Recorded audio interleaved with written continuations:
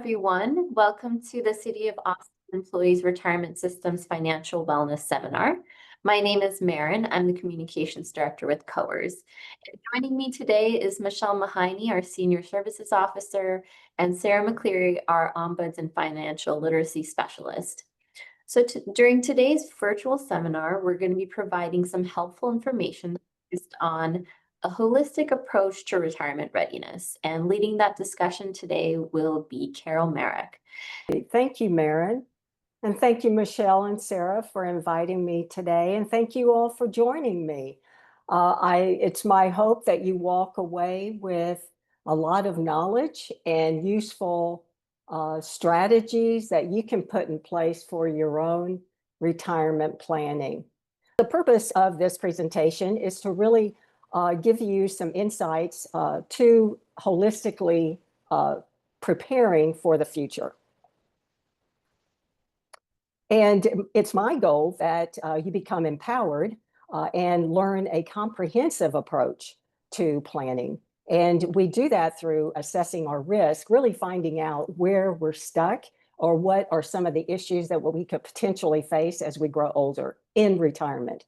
And then also identifying our deficiencies. Where are we falling short? And I'll get to that in a minute. And then hopefully you'll walk away with actionable strategies that will help you kind of think ahead and to think ahead about, well, I can try this, or these are some of the ways that I can make improvements as I grow older. And how this all started for me is I was a family caregiver for both my parents. And this is my family, my brother, sister, and my mom and dad. And it took I have another sister, she's not in this photo, but it took 3 loving daughters to take care of our parents. And so from that experience, it really awakened me to all of the issues that I will likely face as I grow older. And excuse me, after they both died, it hit me over the head because it was like, oh my gosh, that was a lot of work, not only for me, but for them, because aging really plays havoc on an older person. Now, you may be experiencing that yourself in terms of watching your parents grow older, or perhaps another loved one. But from that experience, it certainly is a wake-up call. And after they died, I realized, oh my gosh, who's going to do all that for me? Because I'm single, I'm not married, I have no children. I do have siblings and nieces and nephews. However, they're caught up in their own lives, and I really don't want to depend on them. So it was a true wake-up call for me. And from that experience, I really learned the aging complexities. And money is wonderful, and it's definitely our finances that are centric to our retirement. However, there are other concerns that we really need to pay attention to as well. And so what I did is I reflected upon my caregiving years as I started to plan for my own aging. And I thought about what are some of the things that I helped, or my sisters and I helped our parents with. And so these are the top domains that we helped our parents address. So these are some of the things that we're going to talk about today, but not necessarily all of them due to time. But retirement planning really does call for a holistic approach in terms of when we're thinking about aging well and staying as secure and confident in our older years or through retirement. It really does require looking at all the top 10 life domains. So from that experience, my experience, I wrote a book called Solo and Smart because I figured out a way to assess what some of my shortfalls are. And also I learned to figure out where I was excelling. And I put together a life plan assessment to address different ways that I could really start to look at my life and then plan for aging well alone. And then from that, I give webinars, just like I'm giving it to you today, as well as workshops. And also I have private peer groups that meet online. So some of the key factors to consider when we are thinking about our health and our fitness is, first of all, learn to manage your chronic illnesses if you do have them, and also pay attention to our cognitive decline and mobility issues, because you will be maybe facing some of these issues down the road. And then also we need to think about caregiving. Who's going to step in to help us out around our homes when we can't either drive to a doctor's appointment, or if we need to have some sort of a test done and we can't drive, who will do that for us? And also who will do some light cooking and perhaps some cleaning if we are unable. And then most really importantly, to build a support network of friends, neighbors, and peers, people that we can reach out to and who can reach out to us to stay connected, to make sure we have a safety net right where we live. It is so important. And so you want trusted contacts, and we really need people in place, or friends and peers who can be there for us in times of an emergency, for example. And social engagement is another really important factor, because after we retire, we have a tendency to kind of lose touch with the people that we've worked with and perhaps even made friendships with. So we need to stay engaged and learn different ways to meeting people to continue that social engagement and staying in touch with people, because we have to avoid being isolated and lonely, because that can exacerbate any type of depression or even chronic illnesses as we grow older. And then also faith and spirituality is a really big factor in staying in aging well. So for me, it's having a faith-based community and finding support there from the people and also from a higher power. And then, of course, life purpose, finding joy and meaning in our lives as we continue to embrace our enthusiasm and joyful times. So learn ways and learn the different things that are attractive to you in terms of finding meaning, because we're going to need something to get us up in the morning, to get us out of our house, and to find meaning. And legal and financial matters, I believe, are centric to aging well in retirement. And so a few of those things are having a will, selecting a power of attorney, putting your medical directives in place, and also selecting a healthcare proxy. Because if you do have children, or even if you're married, many times our kids live far away, so we can't always rely on them to be that emergency contact or even be that power of attorney when it comes to legal and financial matters.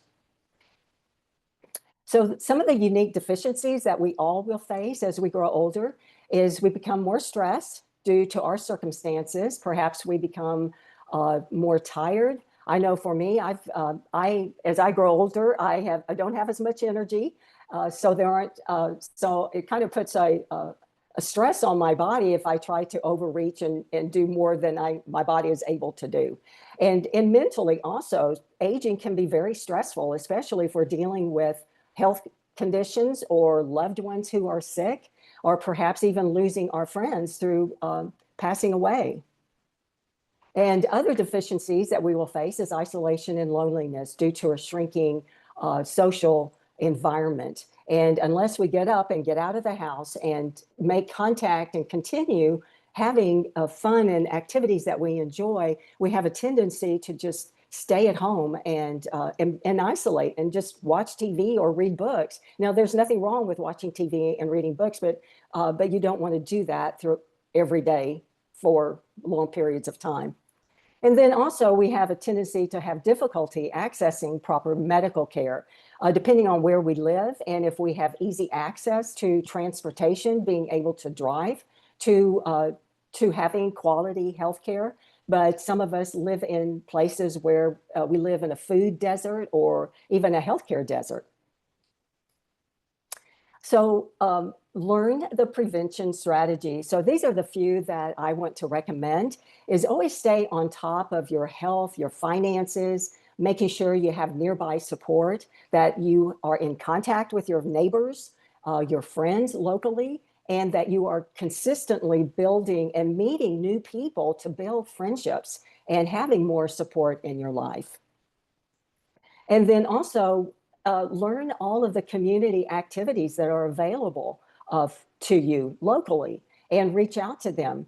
and engage in lifelong learning activities just to keep our brain active, right? And also, it's important for us to learn new skills because that really helps avoid cognitive decline and also boredom and what's the other one? Isolation, because we enjoy learning new skills, learning how to socially connect to new people. That keeps us active and engaged. And then by all means, have a proactive plan for our deficiencies. So for me, and that's something I really want to leave with you today, and not that I'm leaving right now, but I want you to think about these, the things that you could potentially face down the road in terms of health issues, money issues, socially staying disengaged, not having a nearby support. Start thinking while you can, because the sooner you do, you will, and I want to kind of really emphasize, start planning now while you still have the energy to do it. Because I put together my plan when I was 55, and today I'm in my mid 70s. And I'm so grateful that I know what's available to me, and I have learned ways to connect and stay connected with peers and my neighbors and staying engaged, because that's so helpful now when I run into an emergency or I have an issue to deal with. For example, one of the things, because emergencies will happen and life plays, throws a curve at us occasionally, right? For example, here is one of my clients, Patty. She had a huge wake-up call. She was 47 years old when her husband passed away, and she was left alone with a 17-year-old daughter. And so Patty went through a huge loss of a sense of loss of life purpose. And she became isolated and very lonely. And she also realized that she didn't have her legal and financial matters in place. So that caused a lot of uncertainty and stress in her life. So the prevention skills or strategies that she put in place for her was to hire an elder law attorney and to find ways to really connect with other people and to have more support and to stay socially engaged. And another couple that I know, their wake-up call was after Dave's parents died. Both of Terry and Dave's parents are now gone. Neither one of them have siblings, so and plus they don't have children. So they have no family to rely on. And when Terry first came to me, she was petrified because she and Dave had several chronic illnesses, and she was very worried about that. Along with, she wondered, well, who's going to step up and take care of us and help us out? So she was very stressed. And unfortunately, they lived in a rural community, so they felt very isolated. So what we did is put together a plan. She learned about, and both of them, they learned about the different professionals that are available to seniors or to people for when they're planning for their older years. So she met with patient advocates. She learned about geriatric care managers, all of the professionals that are available to you as you kind of live through retirement. So what I want to do now is I want to walk you through a brief life plan assessment.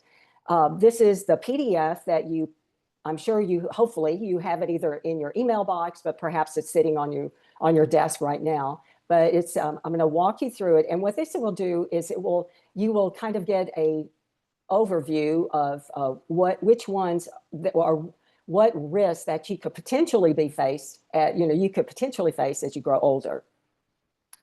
So we're going to identify at least one of your top risks. And as you can see, there is a life plan circle in your PDF, but as you can see here, I drew a circle around 5 because I will only ask you 5 questions per 6 domains today, just for the sake of time. And so as you're walking through this, you're going to be tallying your numbers. And then when you can later at another point, you can come back to this circle and really draw the corresponding lines on this plan, on this circle. Let me give you an example. This was my initial life plan assessment that I did for myself about almost 20 years ago. And so as you can see, money is my biggest risk, because that's where I think I came in at 4. And then my next risk was where I lived. And what I mean by that is my location. And because I lived in the suburbs, I was totally car dependent. And I knew that this isn't going to work for someone who's aging alone, because who is going to help me or drive me around if I'm unable to do so? Because I don't have, at that time, I felt very isolated. And so another issue that I faced was social connections and having a nearby support. But I'm just showing you this circle so you have an idea of how you can later go back and draw the corresponding answers on your circle, because you want to keep this in front of you. This really helped me. It reminded me almost every day, because I saw it. I looked at it and it reminded me, Carol, you know, we need to refocus on money and let's start addressing that big concern. So here we go. So I'm going to ask you 5 questions which deal with health. And I want you to respond, and you should have your PDF in front of you, and you will rate the answer. How satisfied are you? 1 to 5. 1 being, oh, this is awful. I have no idea what my family medical history. So that would be your most dissatisfied is a 1, and your most satisfied would be a 5. So how satisfied are you with knowing your family medical history? Rate that 1 through 5. What about your level of activity? And do you track your blood test results? Are you satisfied with that? Do you know how? Do you have knowledge of managing your chronic diseases? And do you eat a healthy and nutritious diet? Now, remember, these are only 5 questions. In my other life plan assessment that I do provide, that's in the book, there are 15 questions, just a heads up. So in social connections, how satisfied are you with the quality of friendships and social connections that you have? And do you feel included by your friends? How satisfied are you with a sense of belonging? Do you have a sense of belonging with your friendships? And do you feel nurtured and fulfilled? And do you receive positive self-image? You know, positive feedback from your friends about yourself? Or do you walk away feeling, oh, I don't feel very good hanging around these people? And your housing, how satisfied are you with the affordability of it? And your home's proximity to your family and friends? And healthcare resources? What about the size of your home and how it accommodates your lifestyle? The size of your town? Will it continue to meet your needs as you grow older in retirement? And the safety of your neighborhood. Does it have low crime rate? Your support network. How satisfied are you with your friends or your support team that you live, you know, right where you live? Are you satisfied with each other's willingness to help each other out? What about your safety check-in system? We all need a safety check-in system, meaning we need our neighbors and our friends to look out for us, and we look out for them to make sure they're safe and secure. And can you depend on the reliability of your network? Can you count on your friends? And do you have people nearby to discuss medical conditions if you were just needing someone to talk to?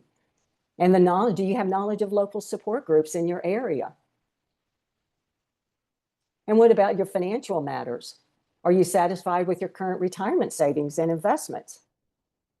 And emergency funds that you've set aside, are you satisfied with that? Your debt and liabilities, rate that 1 through 5. And have you contributed to Social Security, and are you feeling secure about that? And do you manage your budget well?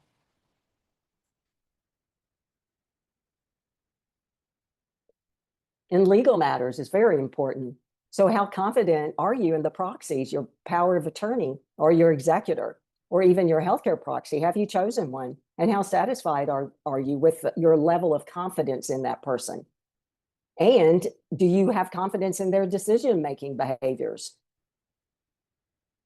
And do you understand what a do not resuscitate entails? And do you have one in place? And do you have a good grasp of financial planning tools for long-term care as you grow older? And are you satisfied with your emergency contact? Are they reliable? Will they be there for you? Are they nearby? Or do they live 20 miles away from you? Okay, so I'm going to give you just a few moments to quickly tally that, add it up, and then figure out which one is your top risk. Hopefully none of them are, right? Hopefully we have planned so well and during our working years that we feel very confident as we go into or approach our retirement. So you can put that aside now, but if you recognize which is your top risk, I'm going to walk you through a few strategies right now to improve them. So once again, later today or whenever, you can go back and tally your scores if you wish, and then take those scores and correspond it to the circle. And that way you'll have a really clear picture of where you fall short and where you excel.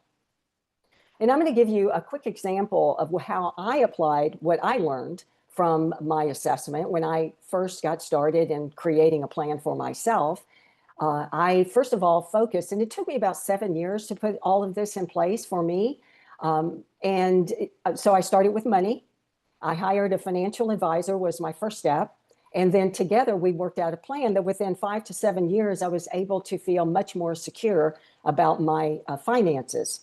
And then I looked at how my healthy diet, because even though my health was moderately good, I knew that I was aging alone and it had to be as close to excellent as possible. Because for me, aging alone was pretty scary because I saw all of the health conditions my parents lived through. And I wanted to keep my own body as healthy as possible and also and to remain as independent as I could, which you may have the same goals. And then I moved to an urban area where I can walk many of my errands, so I'm not dependent totally on a car. And I also have easy access to rides. And then in the lower right-hand corner is where I live. I live in a high rise, which really put me in a place where I had instant access to neighbors. And then that I had the ability or capability to make friends with my neighbors. And we began to look out for each other. So I built a really solid team of support right where I live. And to give you a real quick story, my neighbor downstairs had a blood clot in her leg 2 weeks ago. And she just texted me and said, I need help. I don't know what's going on. So I ran downstairs to help her out. And of course, she was taken to the hospital and now she's doing fine. But we will have these emergencies no matter, how much we prepare, something always happens. That's just the way life is.